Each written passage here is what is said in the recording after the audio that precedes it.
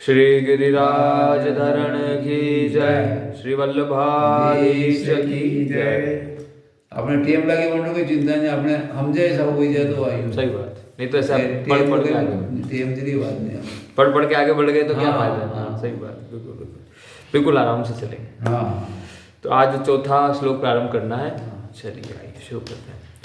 ततः पदम तत्परि मार्गितव्यम यस्मिन् गता न निर्वतन्ति भूयः तमेव चाद्यम पुरुषम प्रपद्ये यतः प्रवृत्ति प्रसृता पुराणी। व्याख्या। तो भगवान ने पूर्व श्लोक में छितवा पद से संसार से संबंध विच्छेद करने की बात कही है, जो कि हमने कल ही बात करी थी इस बारे में कि यहाँ पर भगवान जो है संसार को छोड़ने के लिए नहीं कह रहे हैं कि घर गृहस्थी ये सब कुछ छोड़ दो, नहीं, या उनको खत्म कर दो, उनका नाश कर दो, ऐसा करने को नहीं कह रहे हैं। उनसे अपनी आसक्ति खत्म कर दो, ये करने को कह रहे हैं कि आप उससे अपना राग मत रखो। जो भी वस्तु है वो है, उसे रहने दो, बस आप उसमें आसक्ति मत करो। राग द्वेष मत करो। हाँ, संसार तो ज्यों का त्यों ही रहेगा, बस आप उससे अपना संबंध मत रखो तो आप मुक्त कहलाओगे। ऐसा नहीं है कि आप उसकी वजह से आप सब कुछ खत्म ही कर दो, नहीं। आगे अब जैसे कह दिया कि शरीर से हमारा संबंध नहीं है, अब शरीर से संबंध खत्म करने के लिए कोई व्यक्ति सोचेगा आत्महत्या ही कर लूं, शरीर ही नहीं रहेगा, इस शरीर को ही नष्ट कर लूं, पर उल्टा वो तो और पाप को भोग लेता है। बड़ी बुरी योनि होती है आत्महत्या करना। आत्महत्या तो घोर पाप। हाँ, बहुत बुरी योनि में जाता है वो व्यक्ति जो आत्महत्या कर लेता है। अब एक बार इसका मतलब संबंध खत्म करना है तो अब ये भी तो तरीका कोई सोच ले। तो भगवान समझा रहे हैं कि भैया यहाँ पर इसका मतलब ये नहीं है, आसक्ति है कि ना शरीर का मतलब आश्रय नहीं लेना है। देखिए कल ही बात करी थी कि भैया सुगम उपाय भक्ति प्राप्त करने का भगवान का, तो क्या थे, कुछ 9 प्रकार के बताए थे। उसमें से एक क्या था, किसी का भी आश्रय नहीं लेना संसार में, ना वो संसारी किसी वस्तु व्यक्ति परिस्थिति की किसी का भी, और ना ही शरीर का आश्रय लेना, ये बता रहे थे। पर शरीर का संबंध व्यक्ति अंतिम में छूटता है। पहले 3 प्रकार के वैराग्य कल बता दिए थे। सबसे पहला वैराग्य जमीन जायदाद, घर मकान गृहस्थी, ये। फिर दूसरा वैराग्य बंधु बांधवों से, परिवार वालों से, और तीसरा वैराग्य फिर अंतिम शरीर से।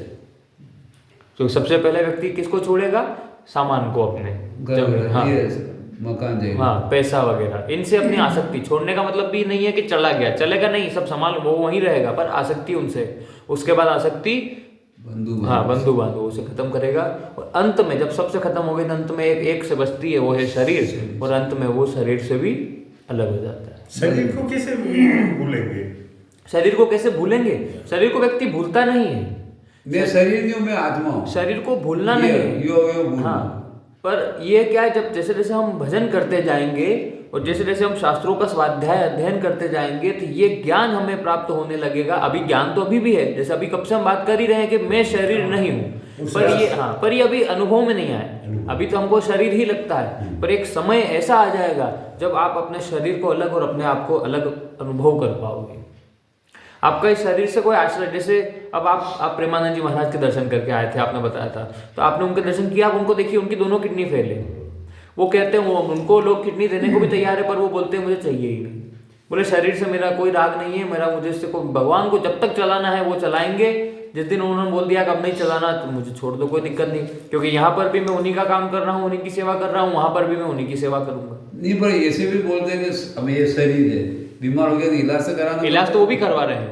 किडनी फेल, हाँ, किडनी नहीं, वो कह रहे हैं कि किडनी नहीं लूंगा मैं, मतलब लोगों ने उनसे आके कहा कि हम आपको अपनी किडनी दे दें, तो उन्होंने मना कर दिया कि मैं किसी और को दुख में डाल के क्यों ऐसा करूं। पर इलाज तो उनका डेली डायलिसिस होता है, तो डेली हॉस्पिटल में जाते हैं। तो इलाज तो करवाना है, इलाज के बारे में थोड़ी बोले, वो तो ये बोलते हैं भैया इलाज तो करवाओ, ये, पर ये कि तुम कहो कि तुम्हारी किडनी लेकर मैं बिल्कुल स्वस्थ हो जाऊं, मैं वो नहीं चाहता। मेरा जैसा भी है, मेरा जो प्रारब्ध है मैं उसे भोग रहा हूँ, इलाज चल रहा है, जब तक भगवान चलाना चाहेंगे तब तक चलेगा। इलाज तो चल रहा है ना, बिना इलाज के दोनों किडनी फेल व्यक्ति कैसे रह सकता है? नहीं रह सकता। डायलिसिस जरूरी है, किडनी का काम मशीन करके देगी, तो वो तो उनका होता है। योज मानना पड़ेगा, मैं शरीर में, मैं तो आत्मा हूँ, ये शरीर मरता है, मैं नहीं मरूँ, तो वो बड़ी हिसाब से चले। फिर ये अनुभव में आने लगेगा। फिर क्या होगा, शरीर के साथ जैसे, फिर क्या होगा, अब शरीर से संबंध खत्म हो गया तो कोई आपको गाली देगा तो आपको तो बुरा नहीं लगेगा, कारण गाली दी तो किसको दी? शरीर को। शरीर को। मैं शरीर क्योंकि वो व्यक्ति आपके वास्तविक स्वरूप को तो जानता ही नहीं नहीं है, जाने। तो अब आपको उस समय शोक नहीं होगा। कोई आपका सम्मान बड़ा कर रहा है, बड़ा आदर सत्कार कर रहा है, तो आपको उस समय सुख भी नहीं होगा। क्यों? क्योंकि वो भी सुख, क्योंकि जो सम्मान हुआ है वो भी शरीर का हुआ है। ये है सब। ये धीरे धीरे देखिए, एक अभी होते कथनी और करनी, एक अभी बस कथनी है। करनी जब आएगी तब आपको इसका वास्तविक अनुभव होगा। हाँ, पर अध्यात्म के क्षेत्र में बातें कम, अनुभव ज्यादा होता उस राह की तरफ तो हाँ, चलना बस। वहाँ मतलब एक पर अभी स्थिति में हमको ये मान के चलना चाहिए, कम से कम हमको इतना हमको पता होना चाहिए कि 1000 भैया किलोमीटर दूर हाँ, है, कोई बात हाँ, नहीं, पर एक हाँ कि भैया मार गई है। हाँ, और हमको इतना और अभी एक हाँ टारगेट तो है कि सामने एक दीपक लग रहा है, वहाँ पहुँचना है। इस स्थिति में हमको बस इतना जरूर पता होना चाहिए कि हाँ, मेरा वास्तविक स्वरूप ये शरीर तो नहीं है। अब जो भी मेरा वास्तविक स्वरूप है वो मुझे भजन करते हुए प्राप्त अनुभव हो जाता है। ये बात है। आगे बढ़े।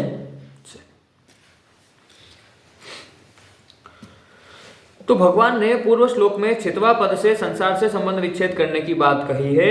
इससे यह सिद्ध होता है कि परमात्मा की खोज करने से पहले संसार से संबंध विच्छेद करना बहुत आवश्यक है।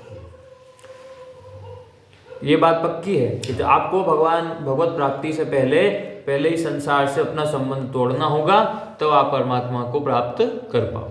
भाई पात्र खाली करांगा दूसरो होदो भरागा। હવે પાણી ભરે કે થોડો दूध ભરનો તો वो पानी खाली करांगा दूध भरागा। આપણે તમે એવું ફસો તો કોઈ રાગ દે પેલા અन्न ખાલી કરા तो भरा। पहले अंदर से ये सब खत्म करना पड़ेगा। संसार के विषय भोगों की ये सब जो आसक्ति है, राग और द्वेष, इसे खत्म करना होगा। ये खत्म होते ही आपके अंदर भगवत तत्व अपने आप ही प्रकाशित हो जाएगा। जैसे ही अभी मैंने कल परसों भी बात करी थी कि अभी कलयुग चल रहा है, पर आप बताइए, अब यहाँ पर हम बैठे हैं तो यहाँ पर कहाँ कलयुग में कहाँ युग प्रभाव है कलयुग का। उसी का एक उदाहरण और आया, जैसे कि अभी आप ऐसे समझ लीजिए कि सूरदास जी जो थे, सूरदास जी के बारे में हम सबने सुना है। सूरदास जी का जन्म हुआ कली काल में, वो रहते थे कली काल में, कलयुग की बात है, पर वो दर्शन करते थे भगवान द्वापर युग की लीलाओं का, जो भागवत में भी वर्णित नहीं है। ऐसी लीलाएं सूरदास जी द्वापर युग की देख रहे थे और देखकर वो अपने भजन में लिखा करते थे। हैं, अब हम कैसे कह सकते हैं कि वो कलयुग में रह रहे हैं? उन्हें दर्शन तो द्वापर युग के हो रहे हैं। तो ये युग प्रभाव सब पर नहीं पड़ता। युग कलयुग चल रहा है। अभी भी मैं क्या कहा मैंने कि सूरदास जी का जन्म कलयुग में हुआ, पर कलयुग का प्रभाव, कली काल का प्रभाव उन पर था क्या? तो नहीं था, नहीं था। क्योंकि गुणातीत व्यक्ति का कोई युग पर कोई युग प्रभाव नहीं पड़ता। सकता। ऐसा युग तो है पर उस युग का प्रभाव नहीं। ऐसा आगे जैसे अब सत्युग था, तो सत्युग तो अच्छा युग माना गया, कोई पाप नहीं था, कुछ पर क्या उसमें दैत्य नहीं थे? हिरण्यकश्यप और हिरण्याक्ष सब सत्युग के तो राक्षस थे।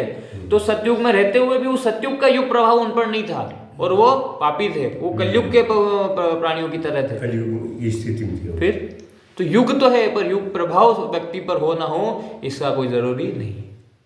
ऐसा चलिए आगे। कारण कि परमात्मा तो संपूर्ण देश काल वस्तु व्यक्ति घटना परिस्थिति आदि में जो के त्यों विद्यमान है। केवल संसार से अपना संबंध मानने के कारण ही नित्य प्राप्त परमात्मा के अनुभव में बाधा लग रही है। क्योंकि परमात्मा तो हमें प्राप्त है ही हर समय, वो पहले भी थे, अभी भी है, आगे भी होंगे। तो फिर हमें क्यों उनका अनुभव नहीं हो रहा? क्यों उनके दर्शन नहीं हो रहे? क्यों हम उस तत्व को, उस बोध को प्राप्त नहीं कर पा रहे हैं? कारण संसार से अपना संबंध बना लेने के कारण, मान लेने के कारण। वो जिस दिन आपने छोड़ा उस दिन आपको भगवत तत्व आपके अंदर प्रकाशित हो जाएगा, आपको भगवान के दर्शन हो जाएंगे। ऐसा आगे संसार से संबंध बना रहने से परमात्मा की खोज करने में ढिलाई आती है। संसार से आप देखिए ना, खुद ही सोच लीजिए, भजन में आपका कितनी देर मन लगता है? 1 घंटे का बोला था तो बोले 1 घंटा नहीं हो पाता। क्यों? क्योंकि संसार में मन लगा हुआ है, मन लगा। तो 1 घंटा भी हम लगातार भगवान को नहीं दे पा रहे। बोले यार 1 घंटा तो नहीं हो पाएगा, है कि नहीं? या ये तो आपका खुद का अनुभव है, ये तो आपका खुद का अनुभव है। आप भी जानते हैं कि देखो इतना नहीं हो पाया। कारण क्योंकि मन किसमें अभी? संसार में ज्यादा। ऐसे वहीं आपके जो बच्चियां भी मूवी देखने जाते हैं, अब 3 घंटे मूवी देख रहे हैं तो 3 घंटे उनको कुछ याद नहीं रहता संसार का। 3 घंटे लगातार उनका ध्यान किसमें चला जाता है? उस मूवी में। पर 3 घंटा भजन में नहीं लग पाता, मन माला में, ध्यान में नहीं लग पाता, क्योंकि अभी राग संसार से है, परमात्मा तत्व से। और आप किसी साधु संत को, जीवन मुक्त महापुरुष को आप मूवी दिखाना छोड़ दो, एक पल नहीं रुकेंगे वहाँ, नहीं रुकेंगे। क्योंकि उनका उसमें मन नहीं लगता। उनको रस किस में प्राप्त हो रहा है? भगवान के भजन में प्राप्त हो रहा है। ऐसा आगे हमको कह दो, हम भी रुकेंगे। संसार से संबंध बना रहने से परमात्मा की खोज करने में ढिलाई आती है, और जप कीर्तन स्वाध्याय आदि सब कुछ करने पर भी विशेष लाभ नहीं दिखता। ये बात है। लोग बोलते हैं ना, मैं इतने सालों से भजन कर रहा हूँ, फिर मुझे अभी तक कोई अनुभव क्यों नहीं हो रहा, मुझे विशेष लाभ क्यों प्राप्त नहीं हो रहा? कारण ये कि आपने जो भगवान का भजन किया उसमें कितना समय आपने वास्तविक में भगवान को दिया, उस समय आप उन भगवान परमात्मा तत्व के ध्यान में थे, और कितना समय आप संसार के ध्यान में थे, ये आप खुद सोचिए, तब आपको पता चलेगा। और दूसरा, भगवान का भजन कर भी रहे हैं और साथ ही साथ पापाचरण भी हो रहे हैं, तो भी उसका फल नहीं मिल पाता, तो भी उसका अनुभव नहीं हो पाता, तो भी वो फलित, आपका जो भजन है वो फलित सिद्ध नहीं हो पाता। कारण क्योंकि आपके अभी पापाचरण भी साथ ही साथ चल रहे हैं, उनका त्याग तो करना पड़ेगा। 10 नाम अपराध बताए गए हैं कि जब भगवान का नाम जप करते हैं तो 10 नाम अपराध बताए गए हैं कि ये अपराध कोई व्यक्ति करेगा तो भी भगवान के नाम का फल उसे नहीं मिल पाता। तो जो 10 नाम अपराध है, जो 10 वैष्णव अपराध है, उनका भी ध्यान रखना चाहिए कि उनका उल्लंघन ना हो जाए, ये 10 अपराध हमसे ना हो जाए। कभी मैं उस पर विस्तार में चर्चा करूँगा। इस प्रकार से अब जब तक कोई व्यक्ति ये भी काम कर रहा है, अब आपको कोई व्यक्ति गलत काम भी कर रहा है तो सही का फल उसको कैसे आराम से मिल पाएगा? आप ये सब छोड़कर तो देखिए, और फिर आप भजन करिए, आपको बड़ी जल्दी आपका भजन सिद्ध हो जाए। ऐसा जैसे मैं भी रामधुन में जाता हूँ सुबह 5 बजे, तो पाठ कर।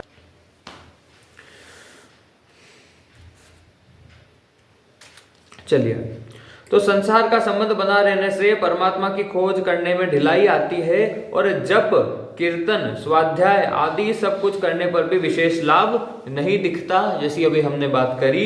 इसलिए साधक को पहले संसार से संबंध विच्छेद करने को ही मुख्यता देनी चाहिए। सबसे पहले मुख्यता किसको दें? संसार से संबंध विच्छेद करने को।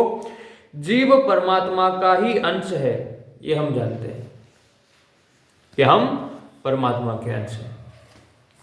संसार से संबंध मान लेने के कारण ही वह अपने अंशी यानी कि परमात्मा के नित्य संबंध को भूल गया है, ये भी जानते हैं।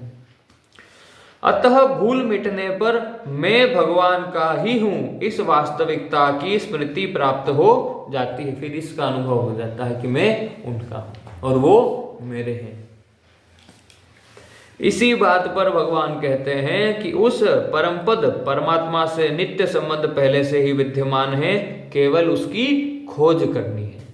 ऐसा नहीं है कि भगवान से इधर से संबंध तोड़कर भगवान से संबंध जोड़ना है, जोड़ना नहीं है, वो तो जोड़ा हुआ ही है, बस उसे अब उसे जो हम भूल गए हैं अब उसे याद करना है, उसे अपने अनुभव में बोध में लेके आना है कि हाँ भैया मैं वापस अपने उस राइट ट्रैक पर चला गया जिस पर मुझे जाना चाहिए था।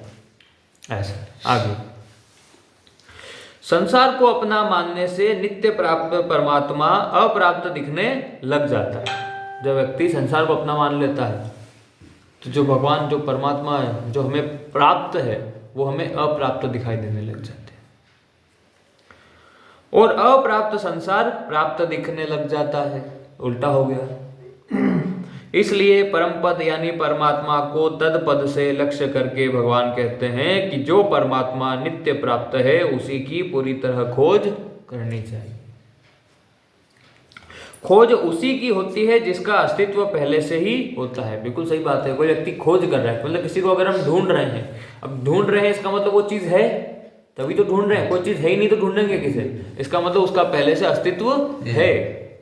परमात्मा अनादि और सर्वत्र परिपूर्ण है, हमारे ठाकुर जी, है ना। ऐसा नहीं है द्वापर युग में ही आए बस जन्म हुआ, उससे पहले भगवान थे ही नहीं, उससे पहले भी थे ठाकुर जी। तो हर युग में है भगवान। अतः यहाँ खोज करने का मतलब यह नहीं है कि किसी साधन विशेष के द्वारा परमात्मा को ढूंढना है जो संसार यानी शरीर परिवार धन आदि कभी अपना था नहीं, है नहीं और होगा नहीं, उसका आश्रय न लेकर जो परमात्मा सदा से ही अपने हैं, अपने में है और अभी है, उनका आश्रय लेना ही उनकी खोज करना है। और खोज करना मतलब भगवान का उनके आश्रय उनके प्रति समर्पित हो जाना, शरणागति ले लेना भगवान की। हाँ, प्राप्ति की प्राप्ति करना है उनकी। साधक को साधन भजन करना तो बहुत आवश्यक है, क्योंकि इसके समान कोई उत्तम काम नहीं है, किंतु परमात्मा तत्व को साधन भजन के द्वारा प्राप्त कर लेंगे ऐसा मानना ठीक नहीं, क्योंकि ऐसा मानने से अभिमान बढ़ता है जो परमात्मा प्राप्ति में बाधक है।